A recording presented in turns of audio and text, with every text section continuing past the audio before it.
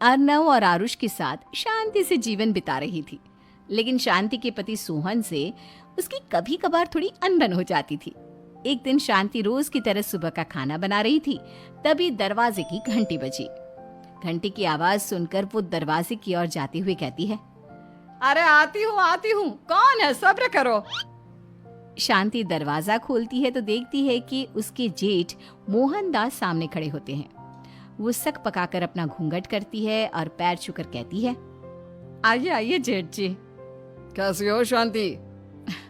जी मैं तो बिल्कुल ठीक हूँ, सब आपकी मेहरबानी है भाई साहब। शांति और मोहनदास की बातें सुनकर शांति का पति सोहन और उसके दोनों बेटे बाहर आ जाते हैं। अरे भैया राम राम, कैसे हो आप? राम राम भाई। अरे शांति, ऐसे खड़ी खड़ी क्या देख रही हो? चाय कॉफी कुछ लेकर आओ, भैया आए हैं। शांति तेजी से रसोई की ओर आगे बढ़ती हुए कहती है, अरे मेरी माँ, गेट खोलने के चक्कर में मेरे तो चावल ही जल गए। वो दौड़ी दौड़ी रसोई में जाती है और देखती है कि सारे चावल जल गए हैं। वो दोबारा चावल बनाने में लग जाती है। इतने में सोहन आवाज लगाता है, अरे शांति, तुम्हारे चावल का रोना खत्म हो गया हो तो चाय ले आओ। जी लाती हूँ अभी। शांति जल्दी जल्दी चाय बनाती है और मोहनदास को चाय देती है। सब एक दूसरे की खैर खबर पूछते हुए चाय पीते हैं। चाय खत्म होती ही मोहनदास शांति की ओर देखते हुए मजाक में कहते हैं, शांति, अब तुम्हारी चाय में दम नहीं रहा, अब हमें चाय बनाने वाली बदलनी पड़ेगी। ये कैसे मुमकिन होगा जेठ जी, घर और बाहर का सारा काम मुझे ही करना पड़ता है और कभी कभी जल्दी जल्दी के चक्कर में काम बिगड़ जाते हैं, जैसे आज चावल जल गए।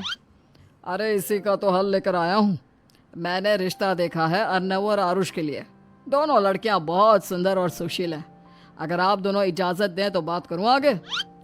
सोहन और शांति रिश्ते की बात सुनकर कहते हैं, अब ठीक है, बात चलाइए ना भैया, पर पहले लड़की के बारे में कुछ बताइए तो सही।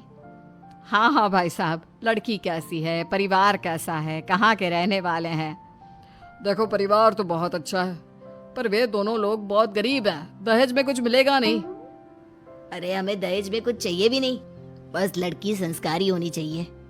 एक लड़की तो पढ़ी लिखी है और शहर की रहने वाली है, पर दूसरी अपनी गरीबी की वजह से पढ़ न सकी और गांव में रहती है। लेकिन दोनों है बहुत खूबसूरत। अगर तुम सबको देखते ही पसंद ना आ जाए तो मेरा नाम बदल देना। हाँ, पर तो हम आंखें मूंद कर भरोसा कर सकते हैं भैया। आप आगे बात चलाइए, हम शादी करने को तैयार हैं। कुछ ही दिन में अर्नव और आरुष की शादी हो जाती है। आरुष की शादी अनपढ़ लड़की मंजरी से हो जाती है, जो कि बहुत भोली भी होती है, और अर्नव की शादी पढ़ी लिखी लड़की तनुजा से हो जाती है, जो कि घमंडी और चालू होती है।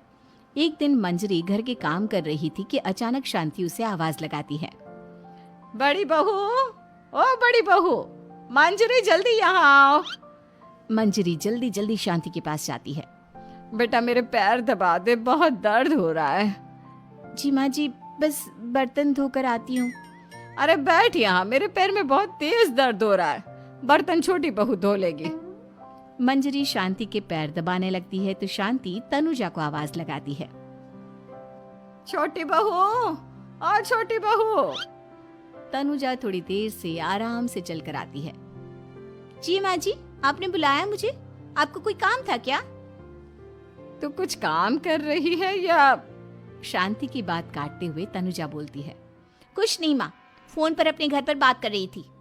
अरे बाद में बात करियो अपने घर वालों से, पहले जाके बर्तन धो ले। तनुजा मुंह बनाते हुए अपनी जिठानी की ओर देखती है और मन ही मन कहती है, ये महारानी वहाँ बैठी है, ये नहीं कि बर्तन धो ले। मैंने इतनी पढ़ाई बर्तन धोने के लिए की थी क्या? तनुजा दांत पीसकर वहां से चली जाती है। अगले दिन सब दफ्तर चले जाते हैं, तभी डाकिया चिट्ठी लाता है। शांति चिट्ठी लेकर मंजरी से कहती है, बड़ी बहू, जरा छोटी बहू को बुलाना, एक चिट्ठी आई है। मेरी तो आंखें कमजोर है तो मुझसे पढ़ा नहीं जाएगा। मंजरी तनुजा के पास जाकर कहती है, तनुजा, तुम्हें माँ जी बुला रही हैं। मुझ पर हुक्म मत चलाओ, काम बताओ काम। अरे मैंने तुम पर कहाँ हुक्म चलाया, और हुक्म चला भी दूंगी तो क्या हुआ, तुम तो मेरी छोटी बहन की तरह हो ना। तुम जैसी अनपढ़ जाहिल और गांव की गवार मेरी बहन नहीं हो सकती। बेचारी मंजरी तनुजा की बात सुनकर अपना सा मुंह लेकर रह गई। कोई चिट्ठी आई है, माँ जी तुमसे पढ़वाना चाहती है, बस इसलिए बुला रही हैं। मुंह टेढ़ा करके तनुजा मंजरी का मजाक बनाते हुए कहती है, अनपढ़ कहीं की। तनुजा का ऐसा बर्ताव देखकर बड़ी बहू बहुत दुखी होती है। तनुजा को अपनी पढ़ाई का घमंड इतना हो गया कि अब वो घर के कोई काम नहीं करती और अपनी जेठानी का मजाक बनाती रहती। तनुजा का ये बर्ताव अब उसकी सास को भी नजर आने लगा था। एक दिन शांति ने अपनी बड़ी बहू से कहा, मंजरी, तनुजा हर समय तुम्हारा मजाक उड़ाती है, तुम्हें गुस्सा नहीं आता क्या? आता तो है माँ जी, लेकिन मैं क्या करूं? जब भी उसे कुछ बोलती हूँ वो और भी जली कटी बातें मुझे सुनाकर चली जाती है। मैं उसे अपनी छोटी बहन की तरह प्यार करती हूँ, लेकिन उसके दिल में मेरे लिए कोई इज्जत नहीं। बहू, तूने वो कहावत सुनी है, जुल्म करने वाले से ज्यादा जुल्म सहने वाला अपराधी होता है।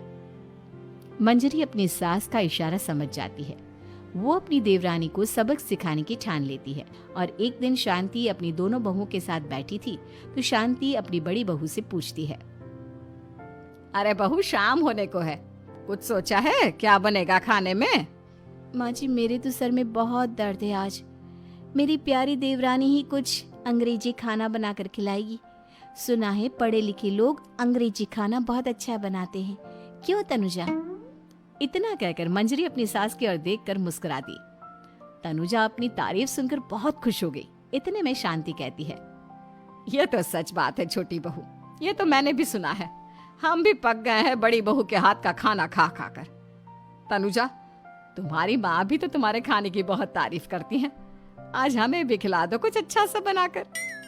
शांति की बात सुनकर छोटी बहू और आसमान पर चढ़ गई, पर उसे ये कहाँ पता था कि उसकी सास और जेठानी उसे सबक सिखाना चाहती हैं। तनुजा अपनी तारीफ सुनकर खुश तो बहुत होती है, पर सोचने लगती है, मुझे तो कैसा भी खाना बनाना नहीं आता। अब मैं क्या करूंगी? अगर मैंने इनको सच बता दिया तो मेरी सारी इज्जत मिट्टी में मिल जाएगी। अरे छोटी बहू, क्या सोच रही हो? खिलाओगी ना अपने हाथ का अंग्रेजी खाना? छोटी बहू हाँ में सर हिला देती है। अचानक से उसके दिमाग में एक आइडिया आता है। मैं इंटरनेट से देखकर कुछ बना लेती हूँ, मेरी वाहवाही पूरे घर में हो जाएगी। मुझे कौन सा रोज रोज बनाना है। माँ जी, आज आप सबको ऐसा खाना खिलाऊंगी कि। इतने में शांति छोटी बहू की टांग खींचते हुए कहती है कि पता नहीं कैसा खाना खिलाओगी। ए ऊपर वाले, हमारी रक्षा करना। इतना बोलकर शांति और मंजरी दोनों जोर जोर से हंसने लगते हैं।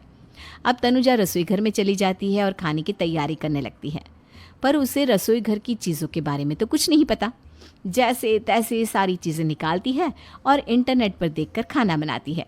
कुछ ही देर में सब लोग घर आ जाते हैं। अरे सुनते हो, आज का खाना हमारी छोटी बहू बना रही है। अरे वाह, आज तो फिर कुछ अंग्रेजी खाना खाने को मिलेगा। कुछ ही देर में खाना बन जाता है तो छोटी बहू सबका खाना लगा देती है। इतने में बड़ी बहू कहती है, क्या बात है देवरानी जी, आज तो बहुत अच्छी खुशबू आ रही है। ये बात तो सही कही बड़ी बहू तूने, खुशबू तो अच्छी है। ऐसी खुशबू तो मेरे खाने में भी नहीं आती। सब मिलकर छोटी बहू की बहुत तारीफ करते हैं और छोटी बहू 7वें आसमान पर बैठ जाती है। अब सभी खाना खाते हैं। जल्दी जल्दी दो, अब तो मुंह में पानी आ रहा है।